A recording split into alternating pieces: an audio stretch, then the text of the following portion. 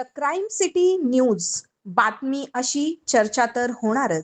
जो कन्सल्टंट आहे शिकारी यांनी जे नाल्याचं जे सर्व ठिकाणी सर्वे केलेला आहे, अनेक ठिकाणी त्यांनी लोकांकडनं पैसे घेऊन असा आरोप होते की नाल्याचं त्यांनी जे लेन आहे ते बदललेलं आहे, 6 मीटर 8 मीटर पर्यंत नाला त्यांनी शिफ्ट केलेला आहे।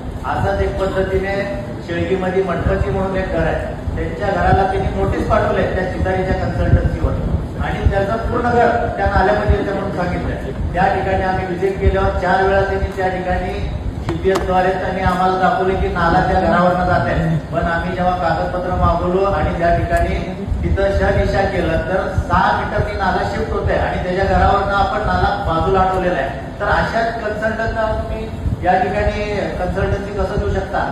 तर या कन्सल्टन्सीच्या जे शिकारी आहे त्याच्यावर अनेक प्रश्न आहेत, त्याला तुम्ही बाजूला ठेवा, परत एकदा प्रस्ताव करा, अजून एकदा त्यांचे जे कामं केलेले आहेत त्याच्यावर चौकशी करा।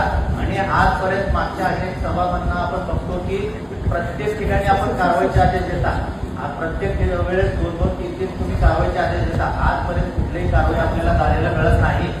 यासाठी पण एक समिती आपण सभासदांची नेमा, त्यामध्ये विरोधी पक्ष सुद्धा घ्या आणि त्या कारवाई काय होते हे जनतेसमोर येणं गरजेचं आहे, अकाउंटेबिलिटी या ठिकाणी असणं गरजेचं आहे। त्यासाठी तुम्हाला विनंती करतो, यावर गांभीर्याने लक्ष द्या।